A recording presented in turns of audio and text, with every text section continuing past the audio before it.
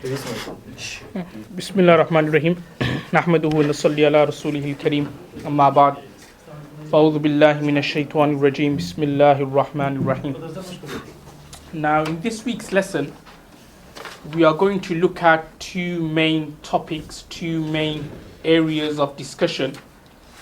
The first topic is regarding praying Salah on an aeroplane. So namaz on an aeroplane, namaz on a train, on a bus. So what is the Islamic ruling? What is the Islamic perspective of praying Salah on such vehicles or transports? And in particular, how would one go about in praying Salah in these aircrafts and in these boats and ships and so on? And then the second topic which we are going to look at is regarding the Jummah Salah and certain conditions regarding the Jummah Salah. Now we'll begin with the first topic, praying Salah on an aeroplane, on a train, bus, ship, and so on and so forth. Now before we look at the rulings which is in front of us, I'll just mention a principle or a usul. And the usul or the principle is that one of the conditions, one of the farais of Salah is qiyam, standing position. We mentioned this before, if you remember when we looked at the conditions which are required for Salah and namaz to be valid. So one of them is qiyam and standing. And this condition of qiyam and standing is only uplifted, so it's only like removed, if the excuse or the uzr comes from Allah subhanahu wa ta'ala. So any brothers have any suggestion? What do I mean by that? If the excuse or if it comes from Allah, only then the qiyam and the standing would be uplifted. Yeah, very good. If someone is ill, if someone is paralyzed, if someone is disabled, so because that is like a God-given illness, because that person is ma'zur, he's disabled, he's got some physical problems, so for that person the Sharia says he can sit on the chair and he can pray Salah, he can sit on the floor and pray Salah, he can even lie down on his bed and pray Salah. So that is an example where this particular uzr or excuse removes this particular condition. Now what we can gather is that it's only God-given illnesses or excuses can remove or uplift an obligation of Salah. Does that make sense? So something which is from Allah subhanahu wa ta'ala, only that can remove the obligation. Let's take another example of namaz and Salah. So as you know, Salah is first, yeah? Now if women who are on their periods, would they pray Salah? No. Yeah, would they pray Salah, anyone? No. Why? Because that's like an illness in a way, and that's from Allah subhanahu wa ta'ala. Similarly, fasting, that's also an obligation, but women who are on their periods, women who are on postnatal bleeding, someone who's insane, majnoon, someone who's in a coma, they are not required to fast, they are not required to pray. Why? Because their illness is God-given. So what I'm trying to say is that, the various obligations in the Sharia, the only time it's uplifted is if it's a God-given excuse. If the excuse or the problem or the illness is from Allah, only then the obligation is uplifted, removed. However, if the excuse is man-made, if it's a man-made situation or if it's something which men have made up, then such excuses would not remove the obligation. Yeah, so just say for example, namaz is first, but somebody says, oh well, I got work today, I can't pray Zuhr at Zuhr time. So don't get me wrong, work is something necessary, but it's not a God-given excuse. It's not like a God-given problem. It's man-made problem because of the work time and our schedule. Similarly, like for example, fasting. So fasting is farz and obligatory, but if somebody just wakes up and says, well, I got exams today, or I'm a doctor, if I fast, I won't be able to concentrate on my job, so I'm not going to fast today. So that's not from Allah subhanahu wa ta'ala, that's like a man-made excuse. So what I'm trying to say is that man-made situations does not uplift or remove the obligation of Salah or any obligations in Islam. Now keeping this in mind, let's look at the namaz on the aeroplane. Now, obviously, on an aeroplane, the common question people ask on an aeroplane is that, how can we pray Salah? And if we did pray Salah sitting down, would our namaz be accepted or not? Now, I mentioned at the bottom that when you are praying Salah on an aeroplane, you have to stand and pray Salah. You can't sit down and pray Salah on an aeroplane. So wherever you're going, whether you're going Saudi Arabia for Hajj or Umrah, whether you're going Bangladesh, whether you're going America, whether you're going Canada, you have to you have to stand up and pray Salah. You can't pray Salah sitting down. Now, obviously, some may argue and say, well, we're on a plane. Isn't that excuse? Yes, it is an excuse, but it's not from Allah subhanahu wa ta'ala. Allah subhanahu wa ta'ala didn't tell you to go on the plane. Allah subhanahu wa ta'ala didn't make it. Obviously, He was the cause, but He didn't actually, do the, this like aeroplanes and stuff, like traveling from one place to another. So traveling on an aeroplane is not a God-given excuse, it's a man-made excuse. So as I've been explaining, the man-made excuses does not uplift or remove the obligation of Salah. It has to be God-given. So exactly here as well in an aeroplane, that if somebody prayed Salah on a plane sitting down, his namaz would not be accepted, but when he now gets off the plane, then he should do qaza of that particular Salah. And I mentioned there on the first paragraph that this is actually an issue which some of our imams and scholars have differed. That would your namaz be accepted, just generally, even if you're praying standing up, that would your namaz be accepted on a plane or not? So some of our imams have said that it won't be accepted. Obviously, we're not going to go into the reasons why they said that. And some of our imams said that your namaz would be accepted. And I mentioned there that the most precautious opinion would be that try to avoid praying Salah on the plane. Now, how can you avoid praying Salah on the plane? Sometimes it could happen like you could book a flight where it doesn't coincide with a prayer time. But if you can't do that, like for example, you're going Hajj, and obviously when you buy a package, then you're kind of following what they say. So if they say, oh, well, you have to, fly out at 2 o'clock or at 1 o'clock, you have to listen to them. So in that situation, then try to, in certain situations, you can actually pray your Asr namaz. I'm not sure if some of the brothers will remember that when we're looking at the timings of Salah, and I mentioned that Asr namaz, you can pray it at Mithli Awwal. You remember Mithli Awwal was around 15-20 minutes earlier. Nowadays Asr probably starts at, just say 4:20, but you can actually pray your Asr at 4 p.m. say.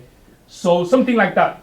You can pray your Asr 20 minutes early. So try to, instead of praying the namaz on the plane, if say for example, just say for argument's sake, you're boarding, the gate, whatever, the gate's going to close at 4:15, whatever.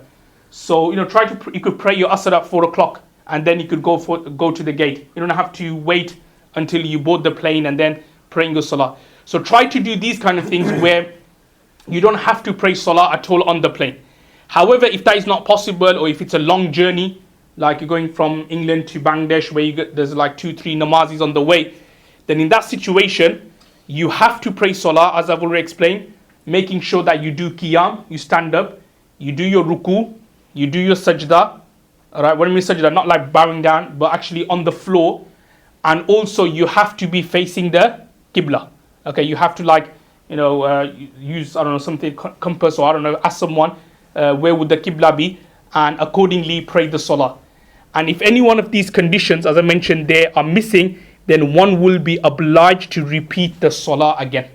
Okay, so if any of these conditions are missing, like you prayed in the wrong direction, or you prayed Salah sitting down, then you have to repeat your Salah all over again. Okay, so when you get off, you'll have to repeat your Salah. Okay, any questions or? How about combining two Salah? Suppose the flight just after Maghrib, we read Maghrib and Isha. Yeah. By the time we get to our destination, it is Fajr time. Yeah. As you know, like in the Hanafi Fiqh, you're not allowed to combine the prayers. So Maghrib, Isha, you're not allowed to combine. Zuhr, Asr, you're not allowed to combine. What you can do is that you can pray your Maghrib at the latest time and Isha at the earliest time. So if that is possible, then you should do that. Yeah. Yeah. Two questions. First one, if you're not allowed in a plane, you're restricted, space is restricted. So if you know that the Qibla is this way, but the space is in the aisle. So if you were to pray your salah, you know that you're not facing the qibla. You would then have to repeat. You still have to repeat it. What scholars have said, especially nowadays, obviously when you're in the plane, like you're a terrorist and like obviously, so they're not going to let you wander around. Or if you start wandering around, then they get suspicious. Yeah, so it's best that you just sit there, even if you need the toilet. Just best that you sit there, so you don't give them any kind of fuel for having bad doubts or suspicions about you. So basically, what you can do, and what scholars have said, is that just pray salah sitting down, and then afterwards do qada. Okay, like for example, Hazrat from Monash Mutala from Dalumberry. So this is what he would do. He would actually sit down, like whenever he used to go. He won't get up, like he won't want to like draw attention to himself. There's obviously someone like with a big beard and pugly. People just get the wrong, and you make other people kind of a bit like shaky as well. So what he would do, he would just like sit down and just pray salah there, and then afterwards he would just do qada. So depending on the situation, if it's like say a Muslim airline where there's some space at the back, just say there's not that many people flying. So if there's space at the back, then you should pray. If say for example, if it's difficult, too many people, you don't want to draw attention to yourself, then in that situation it's best that you pray salah sitting down, irrespective whichever direction it is, and then just do qaza afterwards. Okay, you should still pray, even though it's not going to be accepted because it's like something, respect of the time. So you should still pray, but then do qaza afterwards. I actually have another question now. To be punished for Because of the restricted space, I was made aware that you can do sajda on somebody's back.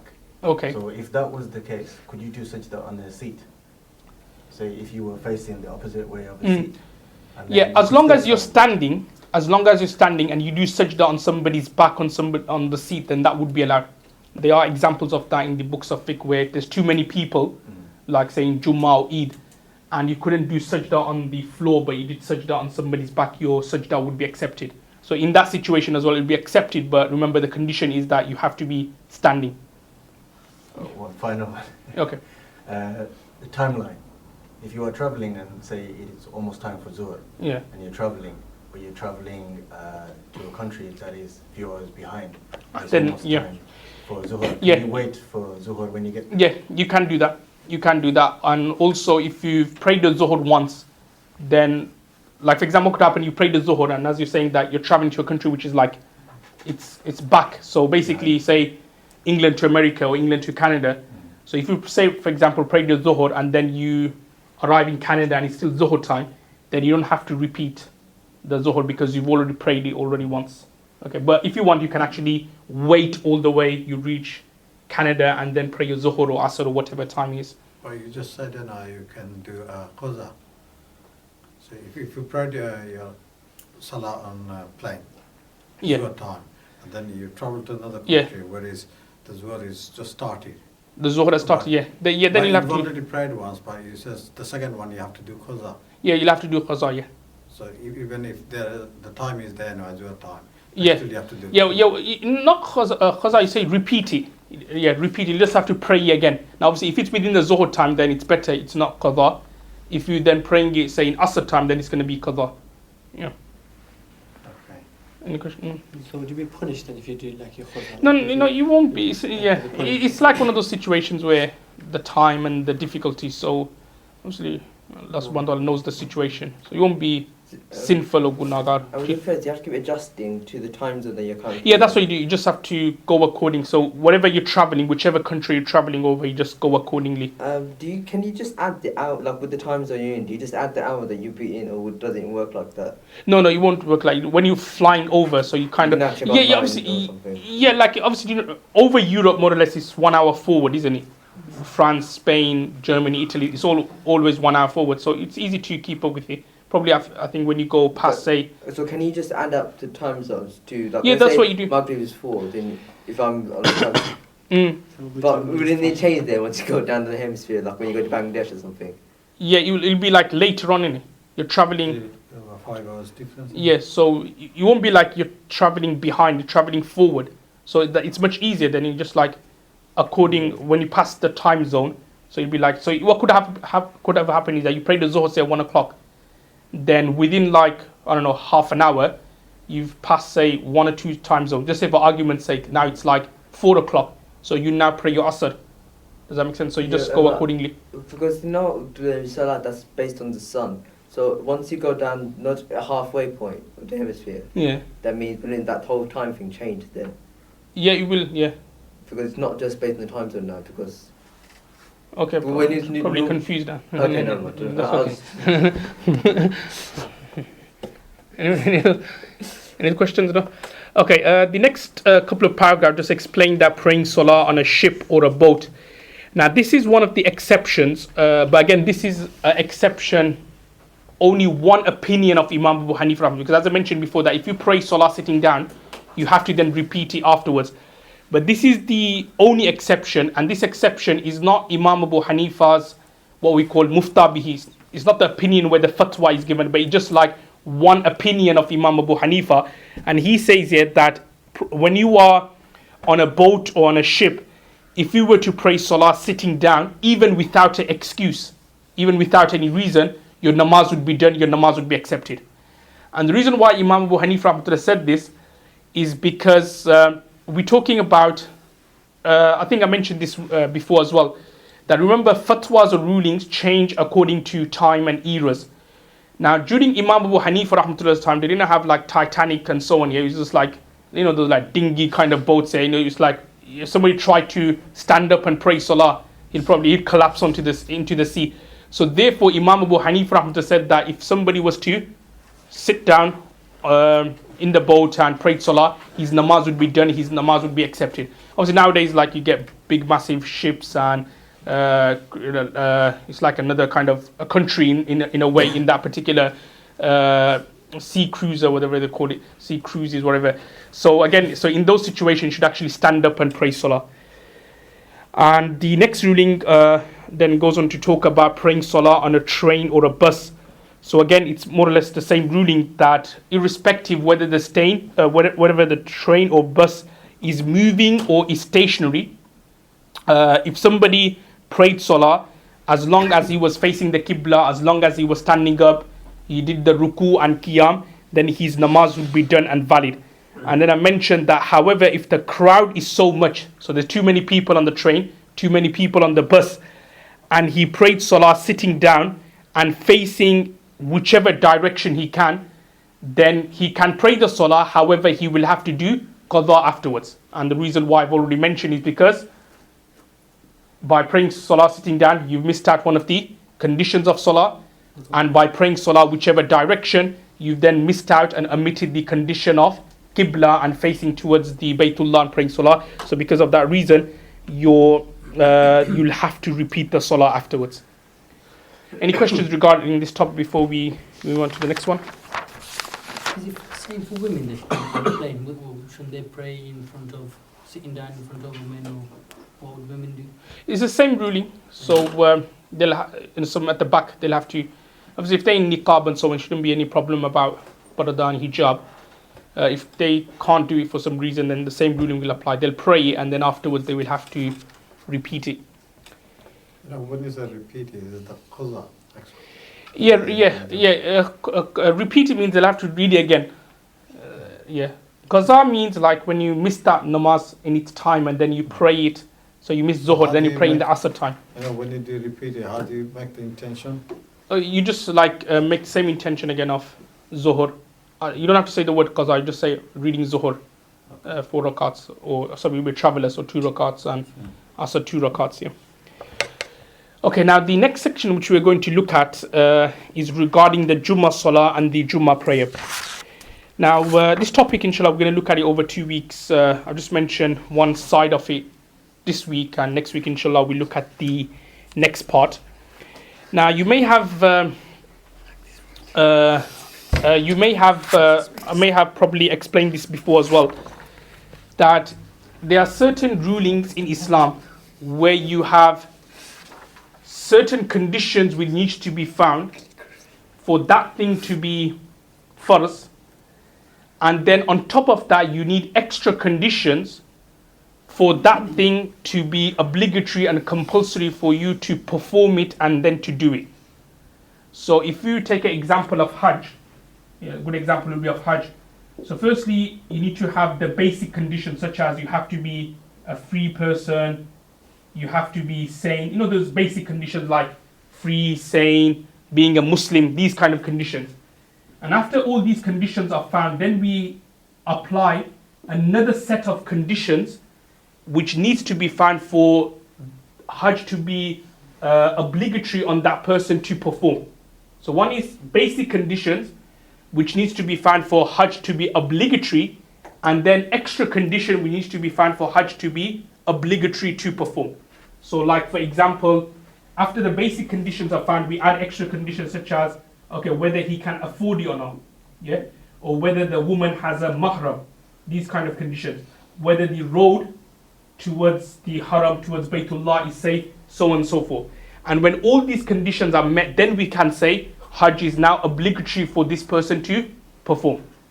And if any of these conditions are missing, just for example, the sister is a woman, so she's free, she's sane, she's a Muslim, she's healthy, she can go to Hajj, but she doesn't have a mahram.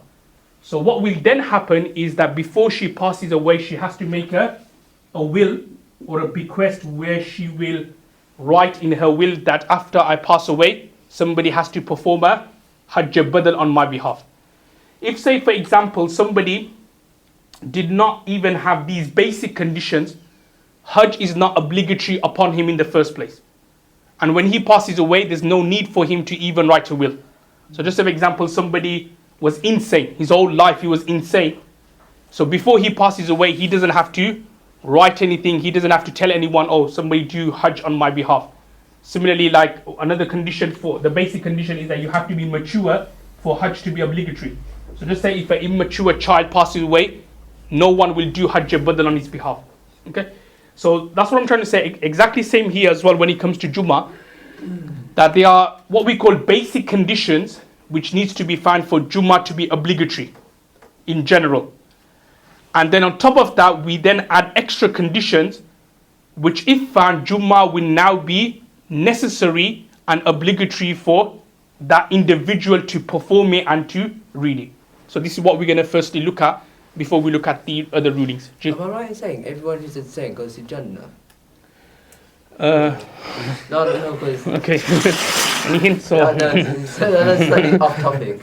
Yeah, I haven't come across anything. Insane. I know there's different rulings on insane, how they tested compared to insane people. I'm just not sure what it was. Okay, let's have a look at the first. I'm not sure. Let's have a look at the first paragraph. The following conditions must be met in order for Jummah Salah to be obligatory. So number one, to be a male, like to be a man. Okay, now from this we can understand that Jummah is not obligatory upon women, yeah? So it's first for men to perform Jummah, but not women. Now you may be thinking, well, in our universities we see a lot of sisters and a lot of women performing Jummah. So it's not obligatory for them. However, if they do perform Jummah, their Jummah namaz would be accepted and there's no need for them to pray. What would they have prayed? Zuhur, yeah. Like upon those who don't pray Jummah, they have to pray Zuhur. So even for a woman as well on a Friday, Zuhur is obligatory for her. However, if she, say for example at work and they're doing a Jummah there, or she's at university or college and they're performing Jummah and she prays the Jummah, then there's no need for her to pray the Zuhur and her Jummah would be accepted. So in principle, Jummah is not obligatory on men. Number two, to be within the boundary of a town, i.e. mukim. So you have to be a mukim. Mukim is someone, we learned last week, what does mukim mean? Yeah, so basically someone within his hometown, within his city. So Jummah is obligatory on that person. If someone is a musafir, a traveler, Jummah is not obligatory upon him. Obviously if he's, say for example, he's in a particular town or a city, then he should pray it. But just say for example, if he was traveling or if he's on transit, whatever, like he's on the plane, then obviously he won't be questioned by Allah, why didn't you pray Jummah on that particular day? Because Jummah is not obligatory on a musafir and traveler. Number three, to be healthy, i.e. physically able to perform the salah. Number four, the road should be safe. So again, this doesn't really apply in this day and age, but obviously in the beginning of Islam where there were other like issues at that time, because obviously the Islamic State just formed. So there could be situations where you're making your way towards the Jummah, but you know that this road or this area, there's bandits around, they may harm you, they may attack you. So in that situation, you don't have to go for the Jummah. But again, it doesn't apply in this day and age. Number 5, not to be physically handicapped, which is quite similar to number 3. So these are what we call the basic conditions which needs to be found for Jummah to be obligatory. So all these, when you look at it, are basics, yeah? So more or less everybody has them. Then the next few conditions are necessary, and if it's only when they are found, that's when you will perform the Jummah. Now what are they? Number 1, a large town. Okay, so what we call in Arabic shart-e ada, yeah? So the first condition is that Jummah takes place or can only take place in a town or in a city. You can't pray Jummah in, say, a village.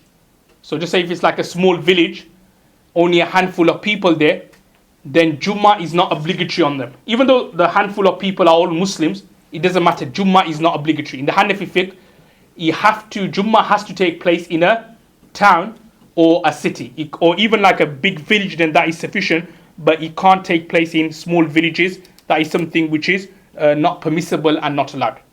Okay? Any questions regarding this one before we go to number 2? It's to do Jummah Salah if it's a small village. Yeah, if it's a small village, yeah. So it's the terminology of a village is very, very flexible. Yeah. Like some scholars have said that if there is an area where there's around 4,000 people living there, so that's not a village anymore, it becomes like a town. So when you look at it, even like there are many villages around the UK, around England, but there's more than 4,000 people living there. Whether they're Muslims or non-Muslim, that doesn't matter. So as long as there's 4,000 people living there, then it's not considered to be a village anymore, it's now considered to be a town. Some of the scholars have said that if it's a small village, or if it's a village by name, but in that village you've got like a Tesco there or a Asda there, and also something like a big superstore or like a post office, then that is considered to be more like a town. So the actual word itself, the term village, is actually quite flexibly used. You probably know like Darlum Berry, where I studied, that's not in Bury, by the way, you know that, it's in a place called Ramsbottom. Okay, so Ramsbottom, yeah. So Ramsbottom is actually a village, right? But obviously it's got more than 4,000 people. You know, it's got like a Tesco, I think it's got there, or Quick Save, whatever. In those days, Quick Save. Now it's a Tesco. So Ramsbottom is actually, you'll consider it to be like a town. So therefore, you can pray Jummah in that particular place or in that particular area. Number 2, the second condition is time of Dhuhr prayer. Okay, so that's another condition, that when you are praying your Jummah, you have to pray during the Zuhr time. Alright, if you can't pray before Zuhr, and nor can you pray after Zuhr. Yeah? So the time for Jummah is the Zuhr time. Number 3, the third condition is khutbah. Okay, so you have to give a khutbah. Now you could just make a small note next to it. When we talk about khutbah, it doesn't mean like it has to be a 20 minutes khutbah and alhamdulillah, nahmaduhu, and taking your time. In the Hanafi fiqh, if somebody just said alhamdulillah once, you've done your khutbah. So there's 2 khutbahs in it. So just say if somebody stood up and said alhamdulillah, and then he sit down, and then he got up again and he said alhamdulillah again, that's it, his khutbah's done. Obviously people may start complaining, but what I mean is that if you just said these 2 words, alhamdulillah or subhanallah, your khutbah will be done. Now the reason I'm mentioning this is because, to perform Jummah in the Sharia, or in the Hanafi fiqh in particular, is something which is very, very, very easy. Because a lot of brothers, and you'll be surprised, a lot of brothers actually don't pray the Jummah. You'll be surprised. I know a lot of brothers, they say, well, Mufti Sahib, I've got work problems, I've got work issues, I can't, they don't give me time off during that particular time. A lot of brothers, they say sometimes in universities, well, this is very, very common in university, like, they say, oh, well, I got lectures, I can't read the Jummah, I can't pray Jummah, and so on. To pray Jummah is something which is very, very simple. You don't have to give a bayan or a speech before. That came afterwards. Later on, the Imams, they started this, you could say, this practice of giving a speech or a bayan for half an hour, and then a khutbah, and then the salah. But the actual Jummah consists of the khutbah and the salah. Now, if somebody, say, for example, even if he doesn't know any Quranic verses by heart, even if he doesn't know any hadiths by heart, but if somebody could read properly, and if he was to stand up and just say Alhamdulillah, or just said Alhamdulillah Rabbil Alameen just once, and then he sat down, and then he got up and he said, Ar-Rahman Ar-Rahim, Malik, something like that, his khutbah is done. And then afterwards he can, as long as he can read properly, if he was to lead the salah and there are 3 people behind him, his Jummah's done. Okay, and that's what I encourage people, like at workplaces where you may not, there's no masjid nearby, but you've got other like Muslim colleagues around, then what you should do, try to hold the Jummah there. Okay, it doesn't have to be a big function, where you invite, there has to be like hundreds and thousands of people. No, 3-4 people are there, you can perform your Jummah. Because as you know, the hadiths for missing Jummah are very, very strict and harsh. Rasulullah sallallahu alaihi wasallam would describe such people to be a hypocrite and a munafiq for missing the Jummah prayer. Yeah, because obviously a Jummah is a time when all the Muslims get together. Now if it's a Muslim, someone claiming to be a Muslim, but he doesn't go for a Jummah, then what's the difference between you and say a hypocrite? Because that's what a munafiq does, isn't he? Like munafiq, he pretends to be Muslim, but whenever there's kind of Muslim functions, he doesn't want to be with the Muslims. So that's why Rasulullah sallallahu alaihi wasallam describes someone who abstains or refrains from praying the Jummah or misses the Jummah to be a munafiq and to be a hypocrite. One question. Yeah. That's sitting down. How come we have to sit down between the two? Why? Yeah. What's the? It's a sunnah. I think the main reason is sunnah. Prophet sallallahu alaihi wasallam did that. I think that's the main reason. And it's a time where if you were to make du'as, your du'as are accepted. So I think the main reason is the sunnah. What the Imam reads here, while he sits down. Nothing. Sometimes he just probably daydreaming. Oh, no, I'm not sure. No, he's just joking. He's probably like subhanallah, alhamdulillah, something. If you pick your hand up then when the dua, or is it just like you don't have to pick your hand up? You don't have to pick your hand up now. So you said the khutbah, first you stand up, you say alhamdulillah, you sit back down, you stand up again. What is it 2? No, it's two khutbahs, like is obligatory, isn't it? You give 2 khutbahs, don't you? The Imam gives a khutbah first. He stands up, then he sits down, and then he stands up again. What's the sitting down for? No, that's like the sunnah. There has to be like a gap between the 2 khutbahs. How long does the gap has to be? A few seconds, like the amount takes like to say 3 subhanallah. That's what it is. You don't have to do the squat or something. Just don't sit down, then stand up again. No, you'll sit on the mimbar, innit? Like on the. In that time, Okay. Okay. Let's move forward. Rule number 4. Condition number 4 is congregation, jamaat. Now, unlike, say, for example, your normal prayers where if you were to pray namaz by yourself, your namaz would be accepted. This is not the case when it comes for Jummah. For Jummah, you can't pray Jummah by yourself. Yeah, you can't just like, when you got time off at work, just go to a room and just pray Jummah by yourself. That's not going to be accepted. Jummah, from the root word jamaat, means congregation. Like praying salah in congregation and in jamaat. Now, in the Hanafi fiqh, there has to be 3 people besides the imam. So altogether, basically, 4 people for the Jummah to be valid. Okay? If, say, for example, I don't know, you've opened, say, a masjid or a place, and only one person turns up for Jummah, so it's you and that person, then you won't be able to pray Jummah. You'll have to like close the mosque and go somewhere else, yeah?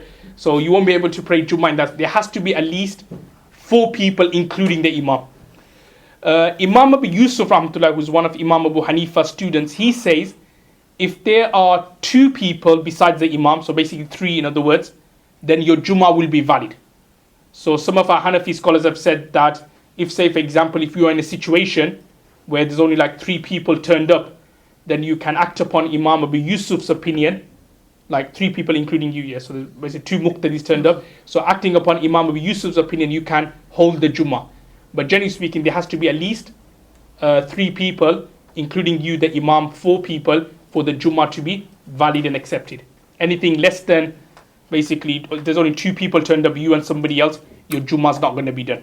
Okay, so that's one of the conditions for the Jummah, that there has to be Jamaat. And I mentioned there, the presence of females or minors only is not enough. What I mean by that is that, the 3 people, there has to be for Jamaat, for the congregation besides the Imam. The 3 people have to be such upon whom Jummah is obligatory. First, yeah, like men. So because Jummah is not obligatory on women, so just say for example, like you're the Imam, and just say in another room you've got 3 sisters, yeah, that's not going to be Jummah. Or just say for example, behind you there are like 3 babies or something like that, then your Jummah is not going to be done, right? So what I'm trying to say is that there has to be at least the three people besides the imam, they have to be such upon whom Jummah is obligatory. If there's like three insane people behind you, then your Jummah is not going to be done. Why? Because Jummah is not obligatory upon them. So it has to be the people, the muqtadis, the followers have to be such upon whom Jummah is obligatory. When you're traveling like on the motorway, Yeah. it says that foreigner, can you perform the Jummah in congregation? We mentioned that Jummah isn't obligatory on a musafir on traveling, so you don't even have to. Yeah. Yeah, it's best in that situation to do the Dhuhr prayer. Okay. So what happens if you got a children and are like say about 10 years old? Will that count? They're past the age of puberty. Yeah, if they baligh, if they reach the age of puberty, then they'll count. If not, then they won't count. Which is the more accepted opinion, three of people or two people? Three imam Three is, plus three. is that the more accepted? That's more accepted. Obviously, the two besides the imam is like you should act upon it at the time of need or necessity. So I don't know, just for example, you were holding Jummah at university and no one turned up, only two people turned up, then you can act upon that opinion. But Okay. it should be like three. That is the most preferred opinion. Someone travelling to work from here, let's say Warwickshire, about 45 miles away. Yeah. There is a prayer room where they work. 3-4 brothers. Will Jummah be valid? Yeah, Jummah will be valid. Even though you're travelling to work and back? Yeah, because And when you're not a Mukim and Yeah. there's no Muslims in the area. Yeah, when you went to Warwickshire, so that's like 45 miles. So I mentioned that you're not actually a musafir, so you're No. considered to be a That's mukim. right, yeah. So you should pray the Jummah in that situation. Okay, we'll look at the next condition, then I'll give you some opportunity to ask question. All right, the fifth condition, and this is quite important, is something which we call in Arabic Izni Am. And Izni Am basically means a general call or permission for the Salah. Now this is a very important condition for Jummah. And what I mean by Izni Am is that, you know the place where you're holding Jummah, you have to open the doors for everyone. You can't restrict anyone or stop anyone or bar anyone from coming.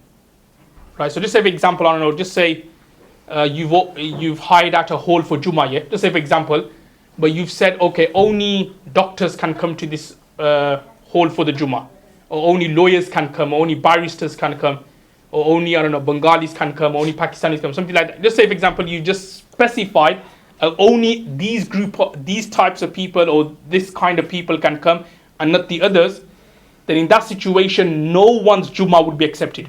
Yeah, no one's Jummah would be accepted. So what I'm trying to say is that, you know, for Jummah, you have to allow everyone to come. If you're stopping various people from coming, you say, oh, well, you can't come, this guy can't come, he's not a lawyer, he's not a doctor, that's why he can't come, or this is only exclusive for the members of this club, only us can pray the Jummah, not you, then your Jummah would not be done. None of the Jummahs, none of the people's Jummah would be accepted and valid. So we said that, even to the extent that scholars have said that there are certain situations where you can actually ban people from masjids. Yes, scholars have mentioned. So just for example, somebody is like in a habit of stealing or thieving from people's jackets and coats here. So just say he got caught and you banned him and you said that, oh, you can't come to the masjid anymore. Now, if he was to come for Jummah, you have to allow him to come for Jummah. You could ban him for the other other namazis. So for Fajr, you can ban him. You can say, well, you can't come here for Fajr. For Dhuhr, Asr, Maghrib, Isha, you can ban him. But if for Jummah, if he wants to come for Jummah, you have to allow him to come. Because if you don't, then no one's Jummah is going to be accepted and valid. Okay? So if you are banning people from masajid for certain reasons, then for the other prayers, you can ban him. You know, that rule, you could say, is implemented, but not for the Jummah. For Jummah, you have to allow everyone to come. Otherwise, no one's Jummah would be accepted. Now, this takes me on to, obviously, the question here regarding Jummahs in universities or workplaces or in prisons and so on. Because in prisons, what happens is that they're not going to allow like a person off the street to walk into Brixton and then, just to pray the Jummah there. So obviously in prison, they actually say it's only for the prisoners, yeah? Or in universities, whoever leads the Jummah in university is only for the students who are on the campus. It's not for anyone from the street can actually walk in and just want to pray Jummah. Now, obviously, you may be thinking, isn't that then stopping Izni Am? Because obviously the university policy is clear that no one from the street can come and pray Jummah here. Prison, that's clear that no normal person can come into the prison and pray the Jummah. So isn't that Izni Am? Then aren't you stopping the Izni Am? So the ruling regarding that, the scholars have said that the reason why the university do not allow ordinary people to come into the campuses and pray, either lead the Jummah or pray in the Jummah, is because of the safety of the students. And the same also goes for the prison as well. That the reason why ordinary people from the street can't just come into prison and just pray the Jummah is for their safety. So in that case, what we mean by Izni Am is that in a university where the Jummah is taking place, within the university campus, you can't stop or bar or discriminate anyone from coming to the Jummah. That's what we mean by Izni Am when it's in the context of a university. So it doesn't mean the entire population. It means within the university campus, you can't stop anyone from coming to the Jummah. Or like, for example, in prison, so from the prisoners, you can't stop any prisoners from coming.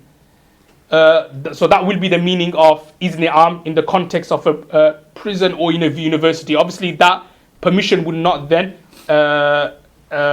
expand to people who are outside, because obviously for their safety they're not allowed to come into the university. For their safety they're not allowed to come to the prison. So in a nutshell, yeah, it will be permissible to hold Jummahs in universities or prisons or workplaces where, as long as being done for the colleagues, so as long as all the people who are working there, as long as they are allowed to come, then that is considered to be Izni Am, even though that permission does not apply to the people who are outside. Any questions or? Mr. Yeah. If a non-Muslim wants to go inside the mosque on a Jummah day to see how he perform Jummah, is he allowed to go inside the mosque and watch people praying? Nothing wrong with that. Nothing wrong with that. Nothing wrong with that. If it's the intention of da'wah, there's nothing wrong with it. And even if you did say no to him, then it's not Izni Am, because obviously Jummah is an obligatory upon them. So you're not stopping them, so that's okay. Can you stand up next to you and pray as well, the Jummah? With the non-Muslim? Yeah. Or not really? He can, like if he just wants to get into the routine, he can, nothing wrong with it. Obviously, it's not going to be accepted if he's just like following the routine. Yeah, so he can. It won't affect your namaz if he was to pray next to you. Okay, the next subtopic here is regarding the khutbah. Now, I'm not going to detail here, but obviously there's many fatawas and many articles have been written regarding this. But in a nutshell, the khutbah which takes place on the Friday, on the day of Jummah, it has to be done in the Arabic language. I said I don't want to go into detail here, but it has to be done in the Arabic language. So you can't do the khutbah in English. The entire thing? The entire thing, yeah. Obviously, you could do the bayan before, the speech before in English or in Bengali or Urdu, that's okay. But during the actual khutbah itself, and during the khutbah is that period after the adhan. So when the muazzin gives adhan in front of the khatib and the imam. So when he then stands up, that is called the khutbah. So that has to be delivered in the Arabic language. Okay. Now I just mentioned here that sometimes obviously Arabic is necessary. Now remember, the Arabic here has to be classical Arabic. And what we mean by classical Arabic is basically the language of the Quran and the Hadith. Okay, so it can't be what we call, say, like the slang Arabic, which like Arabs speak.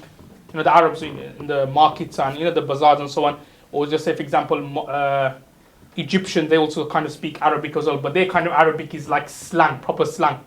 So if they were to stand up and was to like speak like Arabic, but slang Arabic, then the khutbah would not be done. So what I'm trying to say, it has to be classical Arabic. And classical Arabic is like, for example, the Quran, what the Imam reads, like, the Quran, words from the Quran, Hadith, and then, the classical Arabic, which you study like in madrasas, and you could do A-level classical Arabic as well. So it has to be like classical Arabic, not the modern kind of Arabic which is used. That's not going to be sufficient. It has to be the classical Arabic for the khutbah to be valid and accepted. Everyone's yeah? Okay, the next section very quickly, azans of Jummah. Okay. Now basically, in this particular section, just want to mention that there are 2 azans on the day of Jummah. Normally for other salahs or on the Zuhr, we just make 1 azan and then there's an iqamah. But on the Friday, if you were to include the iqamah, there will be 3 azans, like 3 call of prayers, yeah? So there is the first azan, which is normally given at the beginning time. So just say for example, Zuhr or Jummah begins at 12:30.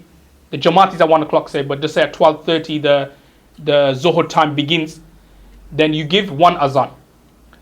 And then at 1 o'clock when the Jummah takes place, so there will be a second azan, but this second azan will be done in front of the Imam, the Khatib. And then after you've done that, then the Imam will give his khutbah, and then afterwards there will be the iqamat and then the salah. So that's what we normally do. Now, I've just mentioned the hadith here that this was something which was started by Hazrat Uthman radhiyallahu anhu. In Rasulullah sallallahu alaihi wasallam's time, Hazrat Abu Bakr radhiyallahu anhu's time, Hazrat Umar radhiyallahu anhu's time, there was 1 azan. So it was the azan which would be given in front of the Khatib, the Imam. So it would be the azan which would be given in front of the Imam and the Khatib, and then the Imam would give the khutbah, and then there would be the iqamat, and then the namaz would start. Now what Hazrat Uthman radhiyallahu anhu did was, he saw that the people were kind of getting lazy in their actions. Because what would happen during the Sahaba's time, that everybody would be, the masjid would be jam-packed before, the actual first azan, before Rasulullah sallallahu alaihi wasallam's sermon. But then what happened during Uthman radhiyallahu anhu's time was that he saw people were getting kind of lazy. So what would happen is that the muazzin is giving azan in front of the khatib, but there would be still some people, slowly, coming, taking the time, coming to the masjid and the jamaat. So what Hazrat Uthman radhiyallahu anhu did was that he then introduced a new azan, a third azan, which is like the one which is given at the beginning, half an hour early, 40 minutes early, so to make everyone aware that, look, everyone get ready, close your shops, close your dukans, everything, and make your way towards the masjid for the Jummah. So this is what this particular paragraph is telling us, that this is something which Hazrat Uthman radhiyallahu anhu started. Now you may be thinking, well, isn't this a bid'ah and an innovation? It isn't, because it's mentioned in the hadith that we should also act upon the sunnah of Rasulullah sallallahu alaihi wasallam and the sunnah of the Khulafai Rashidin, i.e. Hazrat Abu Bakr radhiyallahu anhu, Hazrat Umar radhiyallahu anhu, Hazrat Uthman and Hazrat Ali. So whatever sunnahs or whatever practices they introduced or they established, it has the same ruling or hukum as the sunnah of Rasulullah sallallahu alaihi wasallam.